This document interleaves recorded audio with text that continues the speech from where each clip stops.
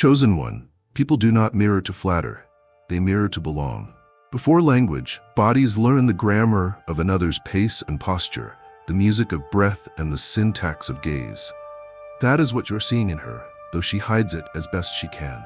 Your stillness invites her wildness to dance without apologizing. Your quiet invites her play to get louder without becoming cruel. Your steadiness invites her softness to loosen its armor. Excitement, in this light, is not a mask she puts on for you.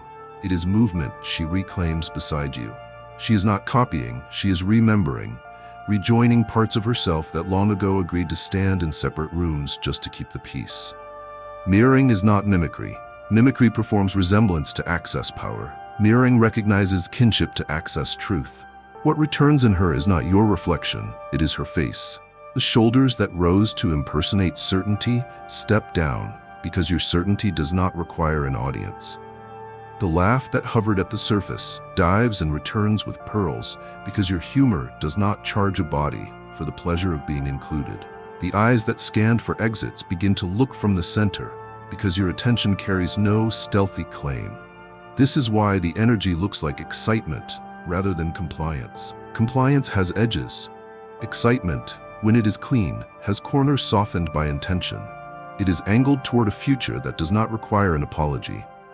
There is a physiology to this resonance. Nervous systems co-regulate by design. In noisy centuries, we forget this and diagnose ourselves with loneliness when it is really starvation for sane rhythms. You bring such a rhythm, useful, unhurried, precise, and her system entrains. It is not obedience, it is relief.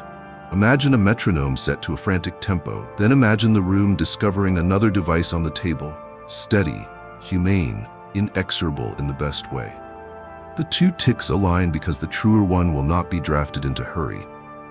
In that alignment, her voice finds its pitch, her timing finds its kindness, her movement finds its grammar. It looks like she's mirroring you when she reaches for the glass the way you did, when she pauses before speaking as you paused, when she sets her phone down face first without making a proclamation. What she is really doing is choosing her own metronome now that the possibility has presented itself. Understand the responsibility inside this beauty. A puppet master also induces mirroring, but the product is uniformity, not freedom. If you begin to expect consonance as proof of connection, you will slide from steward to handler. Handlers curate distance and manufacture scarcity to preserve dependence. Stewards build structures that welcome difference and return agency to its owner. Notice which you are by listening for the sound of dissent. In a room you keep, disagreement does not trigger your performance mechanism. It sharpens your listening without drawing blood. A mirrored energy that can say no without penalty is a healthy one. If her rhythm intensifies, shifts key, diverges for the sake of her own task, your climate should accommodate the modulation. Only control fears improvisation. There is choreography in the way you help her trust her own steps. You do not lead by tug, you lead by clarity. 2 or 3 inches of extra space at the threshold so choice can breathe. A question asked with the honesty of someone who can bear an answer that will not feed his vanity. A touch, when invited, that retains the grammar of a question rather than converting it into a claim. These are subtle, almost invisible movements, the kind that allow a duet to look like 2 solos that enjoy each other deeply. In such dances, mirroring becomes call and response rather than echo. She replies with a flourish that is hers alone, and your delight is the applause that does not need volume to be heard. You will recognize the risks: enmeshment on one side, aloofness on the other. Enmeshment is the slow theft of contours, aloofness is the slow death of wonder. Stay in the middle that holds. Keep the borders of your life visible without making them barbed. Let her see the shape of your days so that the energy she mirrors has an honest field to play in. If your calendar is a fog machine and your availability a puzzle, mirroring becomes surveillance and excitement becomes anxiety in a prettier dress. Conversely, if your presence is a fortress whose drawbridge only lowers when applause is guaranteed, mirroring turns into pantomime and excitement, performance that invoices the soul. The antidote to both is consistency. Your yes should arrive wearing the time it needs, and your no should arrive with the mercy it owes. Consistent men are safe to mirror because the outline does not change with the weather. Attend to the small hydraulics of your influence. When you lean in, does the room lean with you because it trusts your center or because it has learned that the cost of resistance is punitive? When you lean back, does the room collapse because you took the scaffolding with you? Or does it remain usable because you built it to outlast your presence? The answers live in details only humility can notice. The email you send before imagination has to invent a problem. The refusal to call ambiguity deep when it is merely a tool. The habit of leaving a margin of quiet around plans so that joy can add itself without permission. These practices are too boring for myth, but perfect for reality. Reality is where mirroring turns into growth. Watch what multiplies around you when the mirroring is healthy. Play returns, but it doesn't mock. Courage returns, but it doesn't bully. Tenderness returns, but it doesn't drown.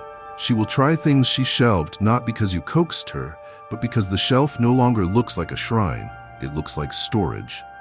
She will say things at their right size, neither inflated to win nor deflated to be palatable. She will rest in ways that do not require retreat. Excitement in such a room learns to pace itself. Spikes become waves, waves become seasons, seasons become stories that can survive being told without decoration. Guard against the seduction of becoming the source rather than the catalyst. The more she mirrors, the easier it is to imagine you authored the return of her color. That would be theft disguised as romance. You are a tuning fork, not the note. Strike cleanly and often enough that nearby strings remember their pitch, then step back so the music can proceed without you. If gratitude comes your way, turn it into maintenance rather than identity. Put oil on the hinge. Put water before words. Put Sabbath before sprint. Put counsel before certainty. These are humble rituals, and they protect against the pride that counterfeits resonance with control. There will be days when your energy is thin, when your metronome stutters, when the best you can do is carry your own boundary back to the table without dropping it. Do not disqualify yourself. Authenticity beats performance even on bad days. Tell the truth with proportion. No oversharing that conscripts sympathy. No stoicism that forces others to do your feeling for you. In such honesty, she learns a deeper mirroring, not of your polish, but of your practice. She sees that good weather is made, not faked, and that storms can be passed through without burning the field. What remains in the end is not a pair of synchronized gestures, but a house with two rooms open to the same light. You keep that light steady by doing ordinary things faithfully. Arriving when you said, ending while tenderness can still walk, drawing lines for harm and doors for goodness, refusing to sell mystery by the ounce. She keeps answering with a liveliness that owes you nothing and thanks you for everything. The excitement between you stops needing introductions. It grows quiet enough to work and strong enough to play. And if someone asks her what changed, she will not mention choreography. She will say, the air felt different near you, and my body remembered how to move. And you, staying true to the craft, will nod as if she has just described weather, because she has, and because that is what chosen ones keep. The climate, where lives can mirror their best selves without losing their names.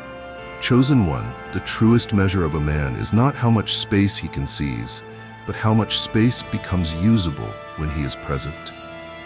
You enter without fanfare, and yet the room seems to remember its original dimensions, as if a carpenter returned with the first blueprints and set the walls back on their rightful lines.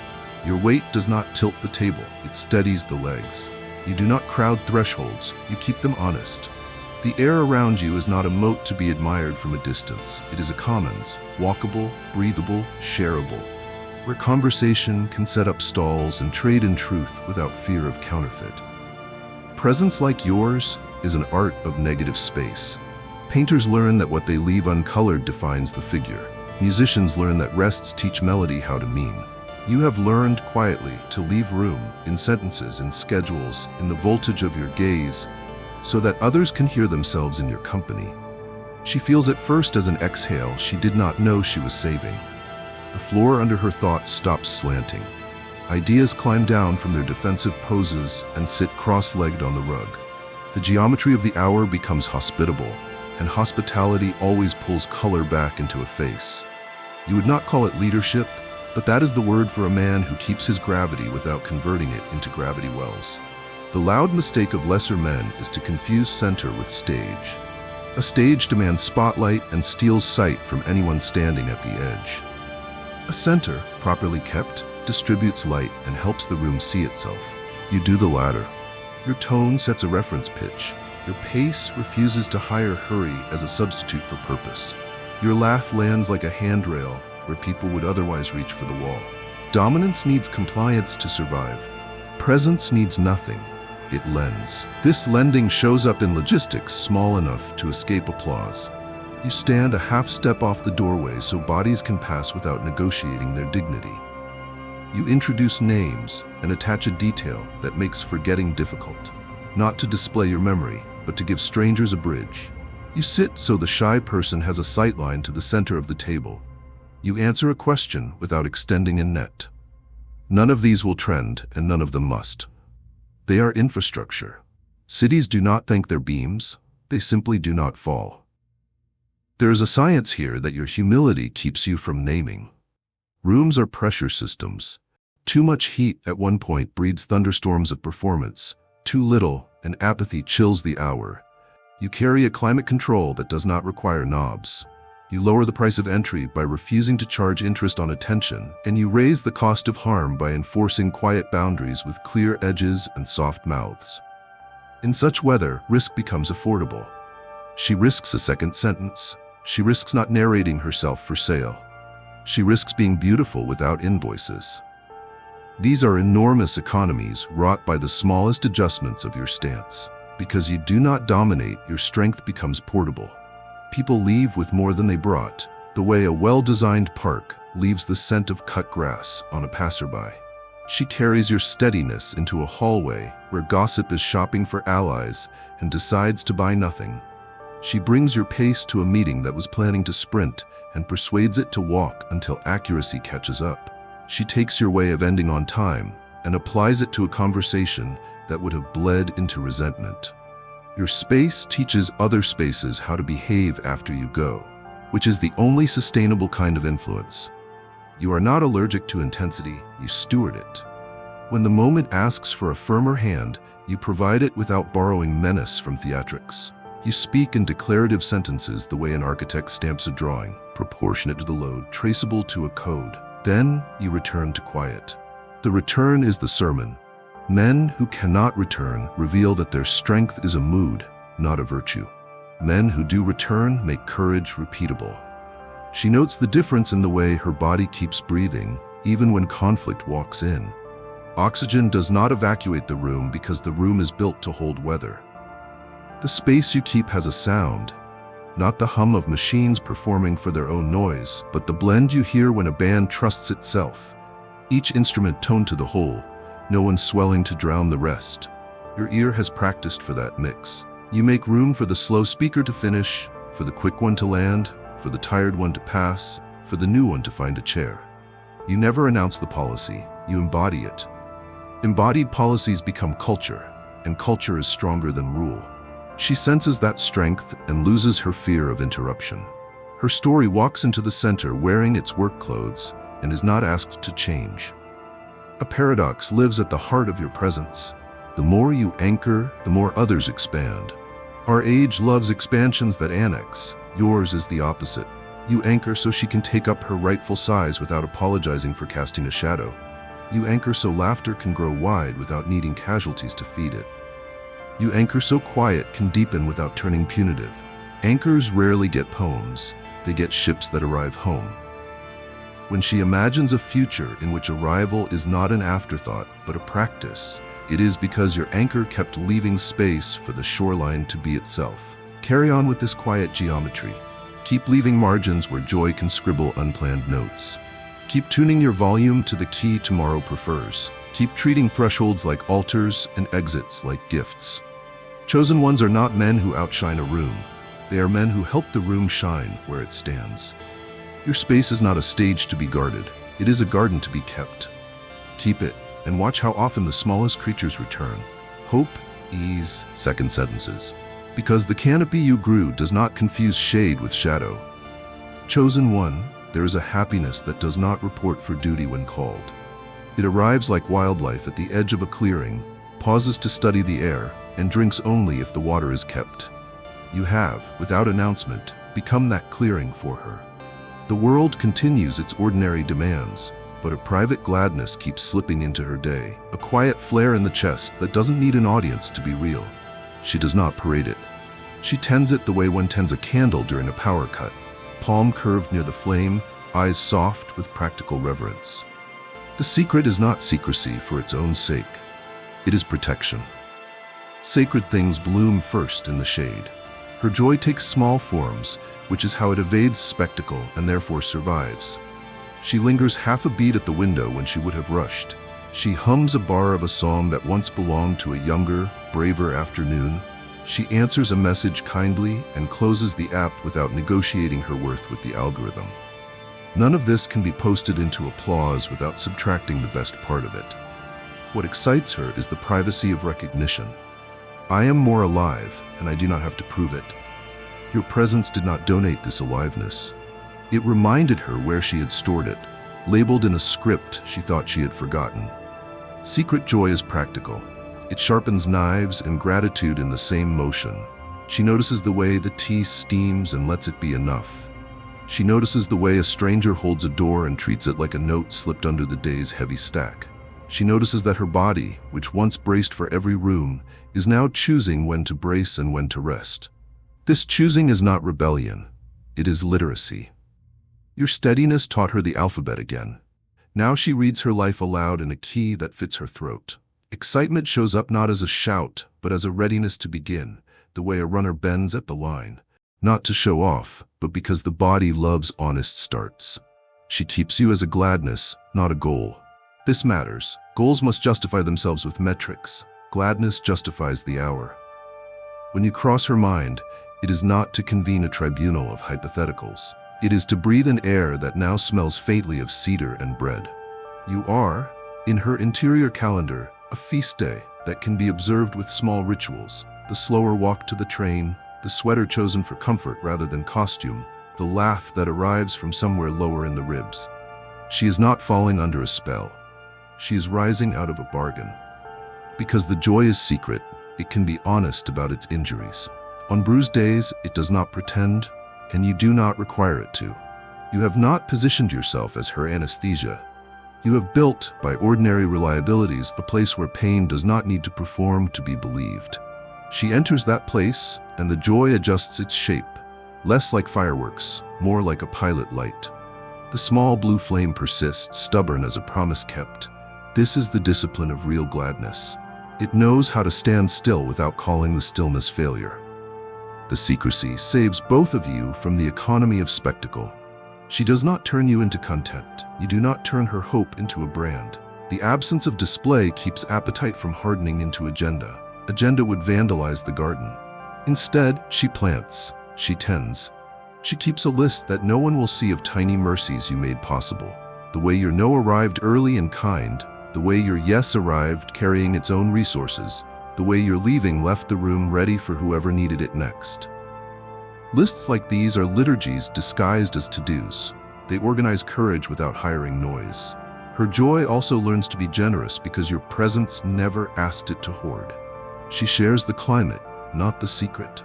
A coworker gets a softer answer than the day deserves because softness is in stock. A sibling receives an apology before the argument drafts a story. A stranger at a crosswalk is allowed to exist without being cast as an obstacle. She will never say, "He made me do this." She will say, "The air changed, and I could breathe, and I remembered how I like to move." The multiplication is the proof. Joy that cannot be shared is infatuation in a mirror.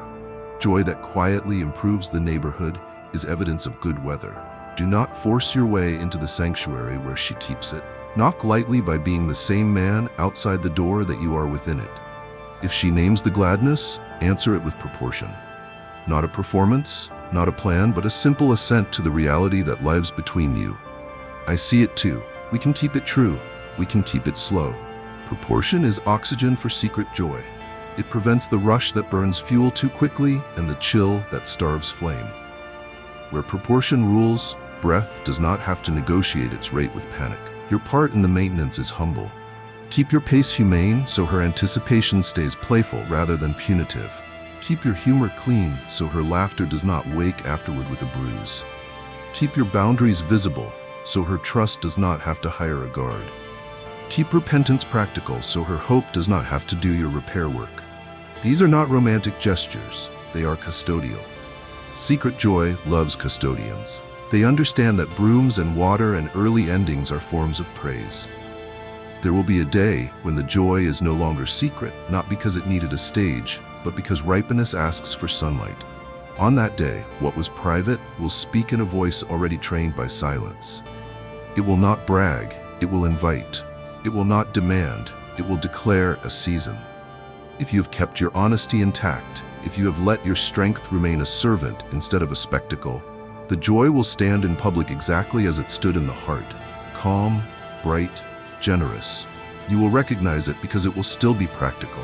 Chairs will be there, doors will work, timing will be kind. Until then, let her keep the candle cupped. Honor the flame by tending your weather. Chosen ones do not insist on seeing the worship their climate inspires. They keep watch over the climate that makes worship sensible. Walk softly, arrive on time, and while tenderness can still walk, speak at a temperature tomorrow can live with. In such steady habits, secret joy grows roots. And once rooted, it does what all good things do when left unthreatened. It spreads underground, finds other candles, and teaches rooms you will never enter how to be warm. Chosen one, awareness rarely arrives like a trumpet. It comes like weather reports from people who live under your sky. A friend mentions that she laughed differently the other night and doesn't know why. A sibling tells you a story about running into her and uses a tone that doesn't fit small talk. Someone repeats a remark she made. Nothing grand, just a sentence resting at ease, and your name sits inside that sentence like a stone that keeps the tablecloth from blowing away.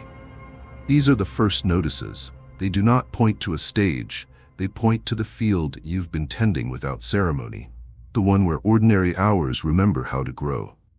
You start to see patterns in the small aftermaths. Rooms seem to stay usable after you leave, as if chairs learn to hold themselves, and doors learn to close gently. People write you shorter messages with kinder endings. Plans keep their shape without being policed. You hear of a conflict that should have spilled and didn't because someone borrowed your sentence structure and ended while tenderness still had posture. It dawns on you that your absence behaves like your presence. No fog, no cliffhanger, no invoices under the plate. Realization begins here with the strange humility of learning that the climate you carry keeps working when you're not around. Awareness tries immediately to dress itself in intensity. Are you important now? Should you curate, scale, become deliberate about the impression you leave? That door is a mirror disguised as a hallway. Do not enter. The moment you begin to angle your stillness to harvest attention, the physics of the room changes. Curiosity turns into surveillance. Relief turns into management. You feel it first in your own body. Shoulders creep upward to host an audience. Humor sharpens to earn itself. Timing leans forward to control the echo. The unedited kindness that made everything breathable begins to pant. The slow realization must be kept slow so it can remain true. To keep it slow, return to the devotions that made you accidental in the best way. Water before words, so your sentences keep carrying mercy without you having to remember to be merciful. Sleep before strategy, so steadiness is not a costume you must hold up with pride. Counsel before conclusion, so certainty keeps room for correction and never has to hire theatrics to feel alive. Sabbath before sprint, so your usefulness never taxes someone else's quiet to pay your debts. These rituals are not romantic, they are ballast. They keep awareness from bloat. The signs will grow clearer, and you must grow proportionate rather than grand. A barista calls you by name, and you notice the way her shoulders drop when you answer at a human pace. A colleague checks in for no reason and thanks you when you actually let no reason be enough. On a street you walk often, a neighbor who used to measure the air before speaking doesn't anymore. None of these are about conquest. They are about the price of being human, dropping by a degree within your radius. Realization is not a medal for you to wear. It is a calibration you must maintain. There will be invitations to dramatize your effect. Someone will suggest a strategy to leverage what you have. Another will hint that withholding yourself will increase demand. Scarcity is an expensive perfume. It makes even clean air smell like performance. Chosen ones do not scent their hours with manipulation.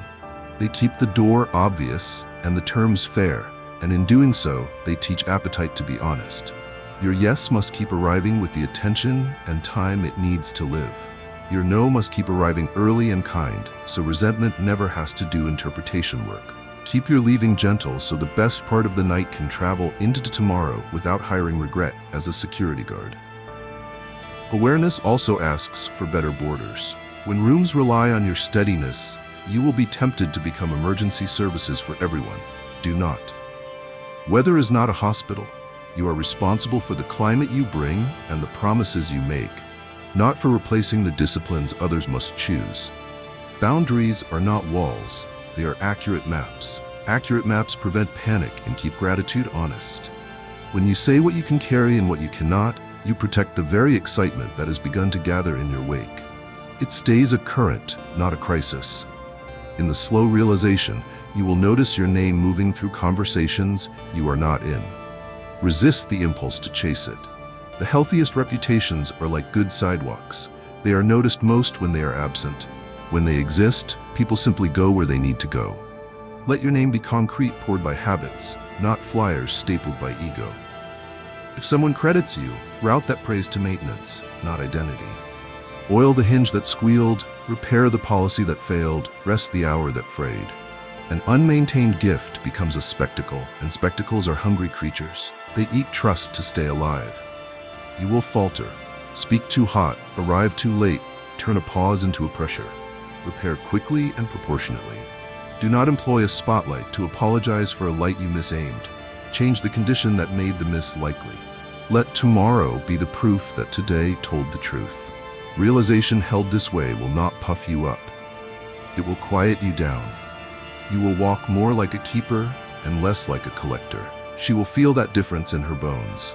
The excitement you stir will deepen into anticipation that doesn't need adrenaline to function. It will look like small preparations for goodness.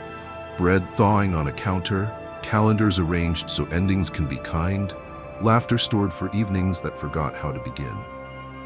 And finally, accept that much of what you are learning about your effect will remain indirect.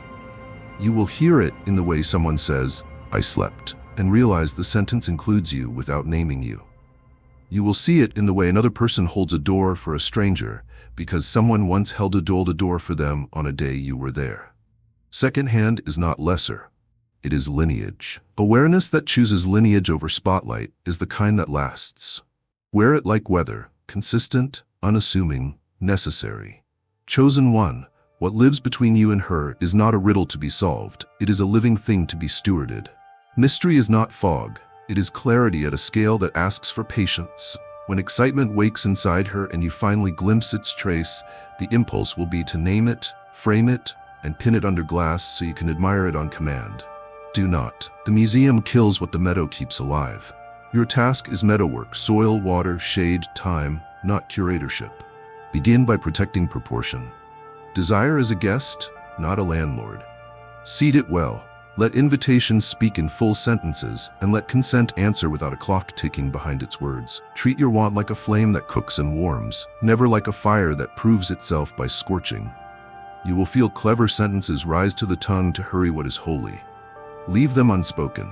Mystery needs a draft, not a shove. When you hold the air steady, what is true reveals itself without being forced to audition. Resist the economies that would monetize wonder. Scarcity will suggest that distance makes you more valuable.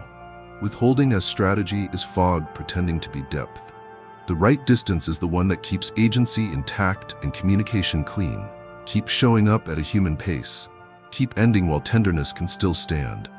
Keep saying the simple, precise words that save everyone from hiring imagination to fill in the dark. Mystery does not require equivocation. It requires reverence. Reverence speaks plainly and moves slowly. Hold your boundaries as visible architecture. Doorframes do not explain themselves, and yet the house is impossible without them. In the presence of good edges, closeness does not need to guess.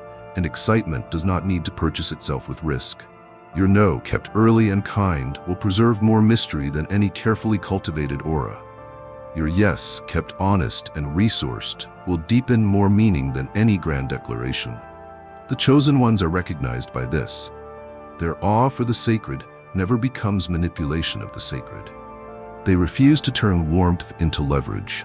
Let the small sacraments carry the day. Set a glass down carefully, and you have preached a sermon on how touch should behave. Remember a detail without turning it into proof of sensitivity, and you have taught the body that attention is safe. Leave a room ready for whoever needs it next, and you have made a cathedral out of the mundane. Mystery grows in such places because nothing is being consumed to keep the mood alive. When nothing is being consumed, gratitude gets brave. It speaks. It says, in 100 unscripted ways, I am alive here.